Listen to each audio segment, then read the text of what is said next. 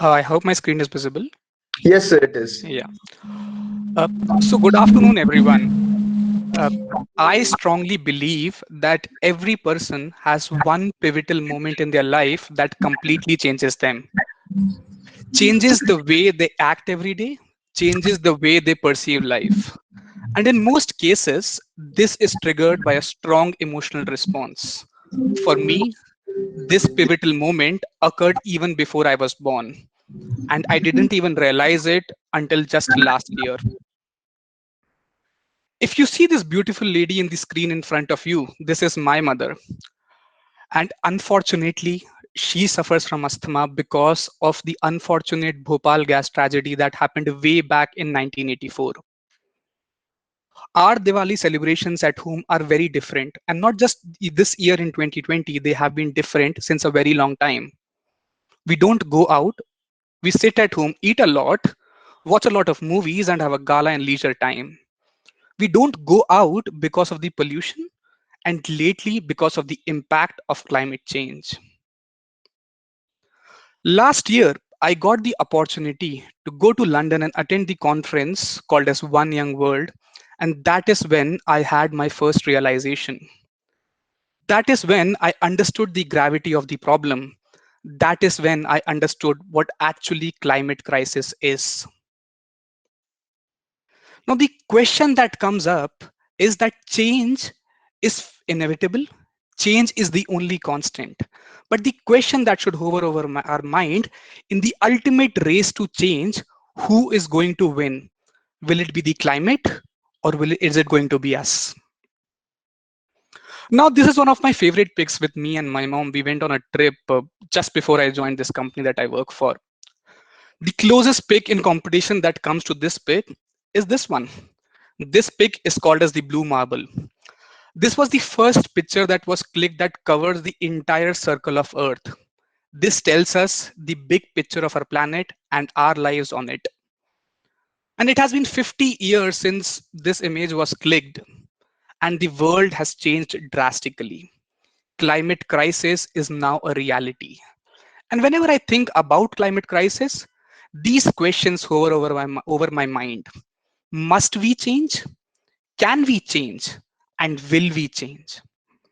Now, let me try and attempt to answer these questions for you. Let's look at the first question. Must we change? Am I exaggerating the facts on climate reality?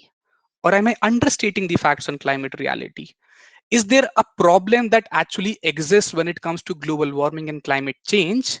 Let me try and answer this. Let's begin with this image. So this image is an image of Earth's horizon. It tells us that sky is not as vast and not a limitless expanse as a lot of us perceive to be. It is just a very narrow band across the Earth. So much so that if I go on a drive, like I go on a highway, instead of going horizontally, if I go vertically straight up in the air, I might reach the top of the sky in just 10-15 minutes. But the problem is that we are damaging this particular thin layer because we are spewing more than 150 million tons of man-made global warming pollution every single day, as if it was an open sewer. And the question will come up that where does this man-made global warming pollution come from? And there are a lot of sources to that. Be it coal mining, every time you travel, every time you don't carpool, every time a forest burns, every time you do agriculture, especially animal agriculture, you will see that these actually contribute to rising carbon dioxide and rising greenhouse gases. So much so that the heat dissipated every single day is equivalent to explosion of 600,000 Hiroshima class atomic bombs, and that is happening every single day. This does sound unbelievable, isn't it? Even for me, it was a shocker and difficult to digest when I first heard about this particular fact. Now, as the temperature increases, you will see that in the since 2001, 19 of the 20 hottest years have occurred. And to top it off, the last 5 years, starting from 2015 to 2019, have been the hottest of those five. Now, let me give you some examples to showcase the heartbreaking reality of the increase in temperature. This was Amritsar, a city in the northern India, saw temperatures rising up to 50 degrees Celsius last summer. And our neighboring country, Bangladesh, uh, close to Bangladesh and West Bengal, we saw super cyclone Amphan hitting it. And the storm was so strong that it completely devastated the area. So much so that people, we saw 1 million people migrating towards north. The reason? The sea was advancing inland 200 yards per year.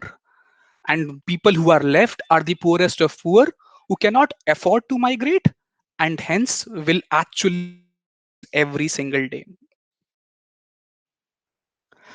Now, when the temperature increases, the phenomenon that happens is that the examples in front of us. This was Bihar just 4 months back.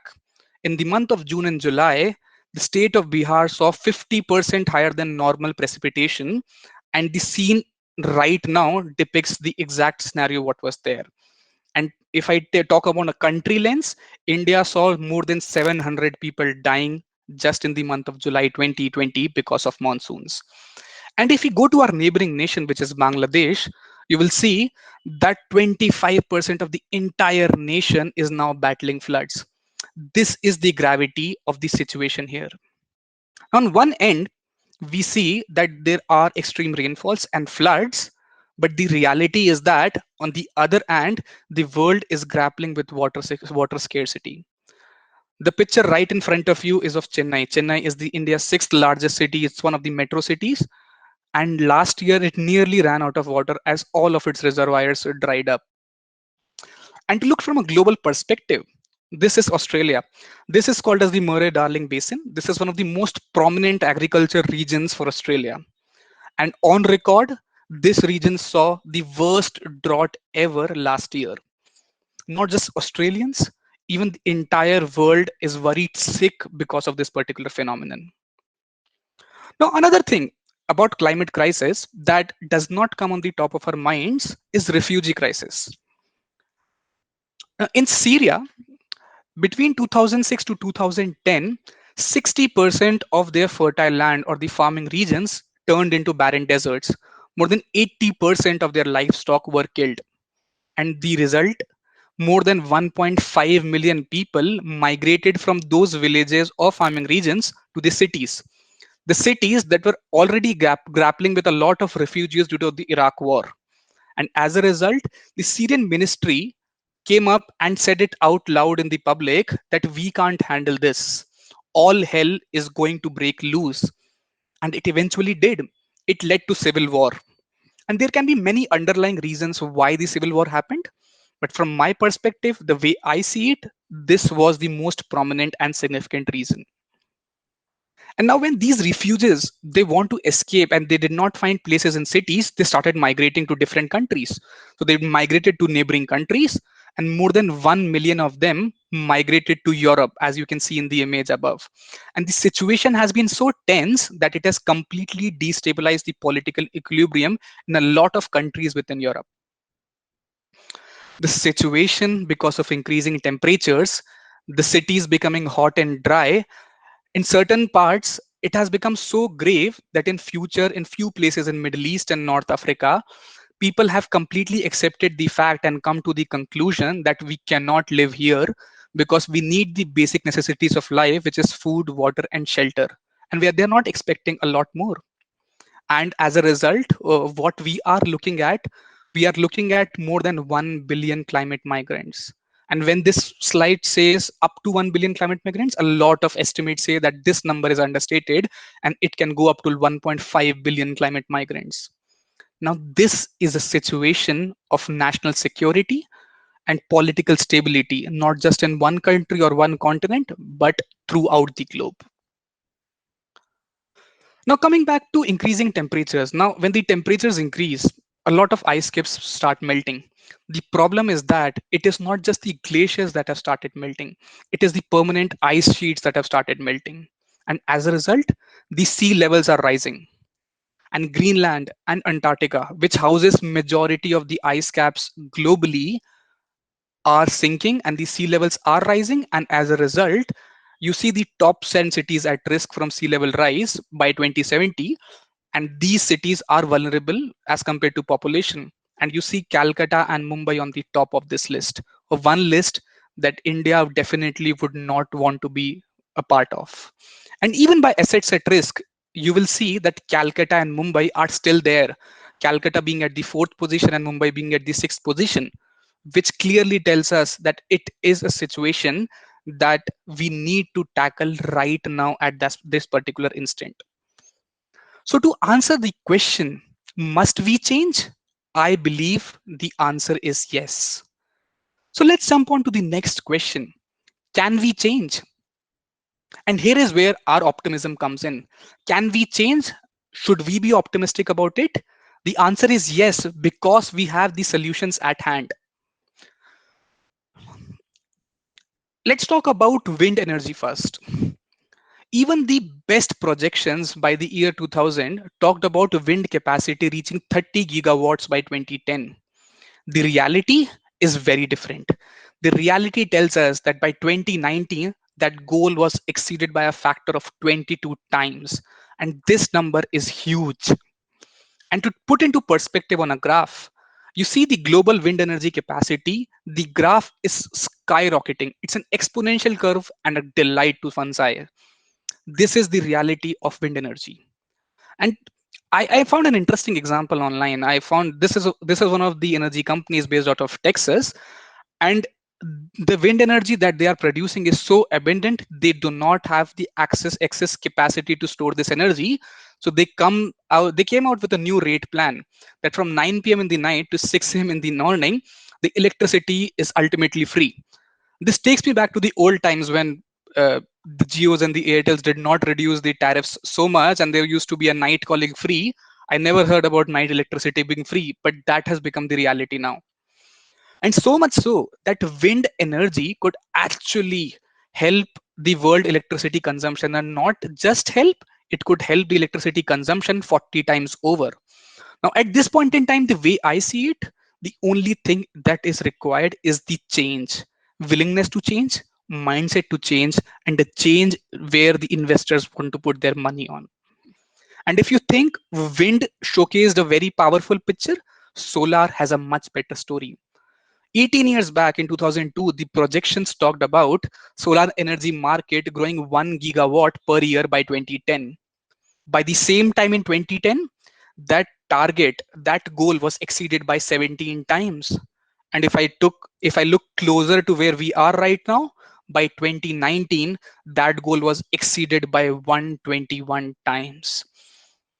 Looking at this figure, I think I should take a pause and try to understand the reality of why were we not investing in this kind of energy earlier. And if you think the graph on wind energy looked exceptional, look at the graph on solar energy. I don't even have words to depict the amount of satisfaction that I see when I see the world solar PV installations in the last 15 years growing so phenomenally. So much so that 1 in 5 houses in Australia now has a solar panel installed in their house. And that is totaling to 2.4 million residential properties. And clearly, Australia is showing the world the way and leading the world in this particular percentage. Now, when it comes to India, let's see what India is doing. The good part is that although electricity capacity in India is still a lot more reliant on coal, but the good part is that 55% of the new capacity is coming from renewables, which is solar and wind.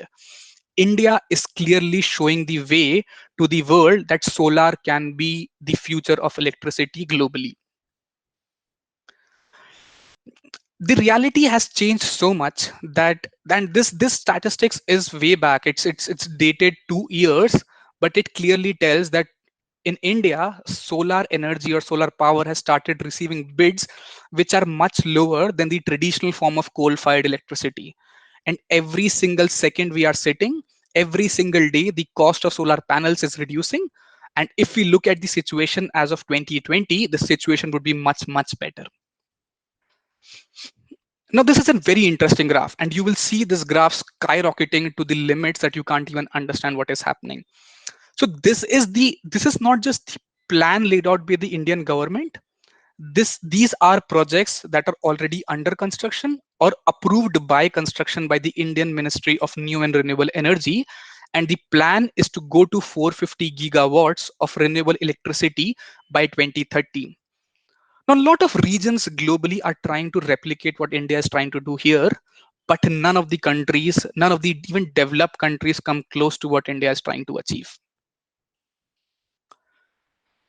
And funnily enough, one of the investors came up this with this particular comment that, and at this point in time, any investor looking to invest in the energy space, that investor should have a lot of courage in him to invest in coal at this particular point, clearly hinting that the money is with investing in the renewable sources of energy, which is either wind or solar. Now, coming to the generation that I'm talking to and coming to where I am right now, we are the young leaders of the world, and we are what is we are who is going to drive the next few years or next 50 years of this world. And there are positivities in renewable energy as well. Now, globally in 2018, 11 million people worked either directly or indirectly in renewable energy sector, and that shows a very positive sign. Talking about US, in US, solar energy jobs have grown more than 5 times than any other sector in the country. And the most desired job of them all is a solar installer. And with such ambitious plans laid down by the Indian government, I think this number of 5x will look very small when it comes to India. So, again, the answer to the question, can we change? I think and I believe is a yes. Now, let me try and answer the last question. Will we change? Do we have the intent to change? Or are the organizations, are the governments willing to change?